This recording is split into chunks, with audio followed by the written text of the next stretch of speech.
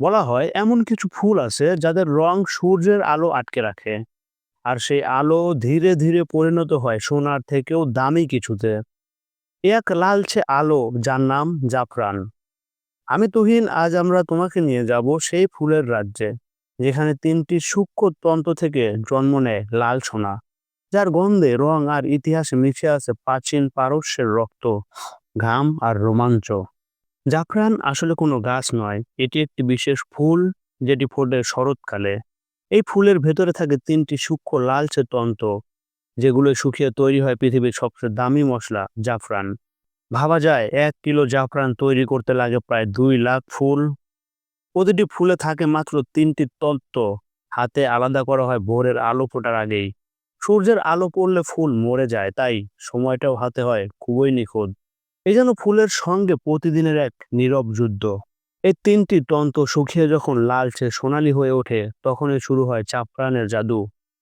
তিনটি তন্তু, এক ফোঁটা রং আর তার গন্ধে ছড়িয়ে পড়ে হাজার মাইল দূর পর্যন্ত। কিন্তু দাম শুনলে চমকে যাবেন। বাংলাদেশে 1 গ্রাম আসল জাফরানের দাম প্রায় 600 থেকে 1000 টাকা পর্যন্ত। আর ইউরোপে 1 কিলোর দাম $10,000 ছাড়িয়ে যেতে পারে। এই কারণে জাফরানকে বলা হয় রেড গোল্ড বা লাল সোনা।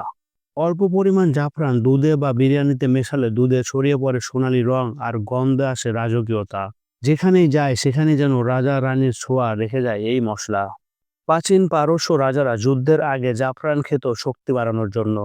মিশরের রানী কিপ্টোপেটও জাফরান মিশিয়ে স্নান করতেন সৌন্দর্য রক্ষায়। মধ্যযুগে ইউরোপে একসময় জাফরানের দাম ছিল সোনার সমান। এমনকি হয়েছিল একটি যুদ্ধ শুধুমাত্র জাফরানের জন্য।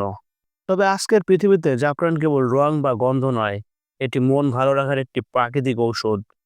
মানুষের ঘুম ভালো করে, উদ্বেগ কমায়, ত্বক উজ্জ্বল রাখে আর শরীরে এনে দেয় প্রাণশক্তি। কিন্তু সাবধান, বাজারে নকল জাফরানও আছে প্রচুর পরিমাণ। চেনার উপায়টাও সহজ, আসল জাফরান পানিতে দিলে ধীরে ধীরে রং ছাড়ে, গন্ধটা থাকে মিষ্টি।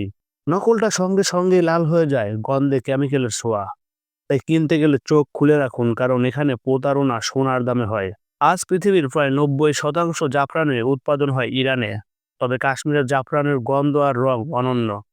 প্রতিটি অঞ্চলের জাফরানের ঘ্রাণ যেন আলাদা গন্ধ বলে। কোথাও সূর্যের তাপ, কোথাও বরফে ঢাকা উপত্যকার সুবাস। জাফরান কেবল একটি মশলা নয়, এটি মানুষের হাজার বছরের পরিশ্রম, সংস্কৃতি আর স্বপ্নের প্রতীক।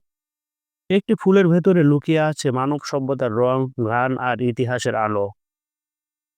যখন তুমি এক চিমটি জাফরান দুধে দাও, তখন আসলে তুমি ছুঁয়ে দেখো হাজার বছরের সূর্যরশ্মি আর প্রাচীন পারস্যের স্বাদ। এটাই জাফরানের গন্ধ, এটাই লাল সোনার মহিমা। আমি তুহিন, দেখা হবে পরের গল্পে, যেখানে ইতিহাস কথা বলে আর পৃথিবীর অজানা রংগুলো একে একে খুলে যায় আমাদের সামনে।